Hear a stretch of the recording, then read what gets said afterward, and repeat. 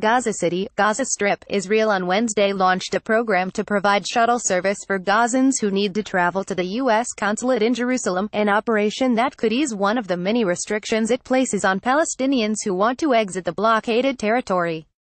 Israel allows only a small number of Gazans to travel through Israel, mostly for medical care or other humanitarian grounds. It cites security considerations for the tight restrictions. Get the Times of Israel's daily edition by email and never miss our top stories. Free sign up. In recent months, it has barred Gazans from entering Israel for visa interviews at the US Consulate after some applicants fled into hiding in Israel or the West Bank to seek work.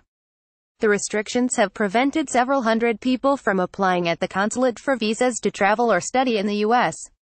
About 100 Palestinians were allowed Wednesday to cross into Israel and board two buses bound for Jerusalem.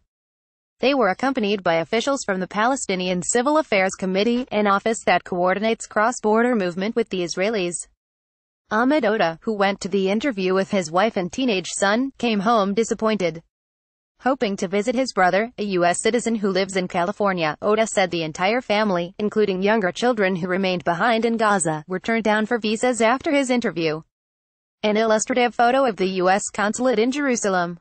CCBYSA, Magister Wikimedia. We spent 12 hours, mostly without access to water and services, and we were rejected at the end, he said. It's an exhausting process. Thank God my young children did not need to come and experience it. Mohammed Al-Makama, spokesman for the Civil Affairs Committee, said Israel is expected to run similar shuttles in the future, though no schedule has been set. It could be 2 days a month, 1 day every 2 months, he said. I think this is part of the Israeli policies that we don't know their goals.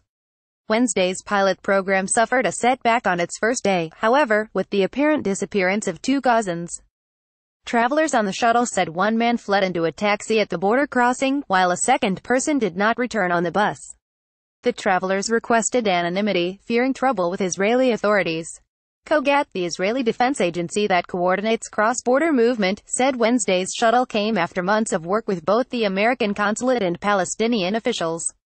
It said the program, meant to balance the needs of Palestinian civilians with Israeli security concerns, would continue. In the near future, additional shuttles will be scheduled on dates to be determined by the American consulate in coordination with Israel, it said. Israel and Egypt imposed a blockade on Gaza after the Hamas terror group seized control of the territory from the Western-backed Palestinian Authority. Both countries say the blockade is needed to prevent the flow of terrorists and weapons across Gaza's borders. Palestinian pilgrims cross the Beit Hanan checkpoint on their way to the Erez border crossing between Israel and Gaza and then to Jerusalem, during the 3-day Muslim holiday of Eid al-Adha, in the northern Gaza Strip, Sunday, October 5, 2014. Abdel Hanabut. The Hamas takeover and the closure have had a devastating impact on Gaza's economy, and tens of thousands of Gazans remain unable to travel abroad for jobs, family visits and study opportunities. Those who need visas to travel to the U.S. make up a tiny fraction of all travelers stuck inside Gaza. A U.S. State Department official said, "We seek to facilitate travel to the United States for all legitimate and bona fide travelers, including residents of Gaza." The official, speaking on condition of anonymity under department regulations, referred questions about exit permits to Israel. The State Department requires people to schedule visa appointments. The website advises Gazans to schedule an appointment over 60 days in advance to allow time to apply for a permit from Israel. It says the shuttle will take applicants directly to the consulate for their interviews. The application process is arduous, requiring an Israeli security check and sometimes an interview with Israeli security agents. Israel says the checks are needed because Hamas tries to exploit the system to smuggle cash or goods across the border. The new system is a far cry from a previous arrangement in which Israel granted Gazans one-day permits, allowing them to go on their own. People would take advantage of the coveted permit to visit the Al-Aqsa Mosque in Jerusalem, but in some cases, they went into hiding while searching for work. Gaza's unemployment rate is well over 40%.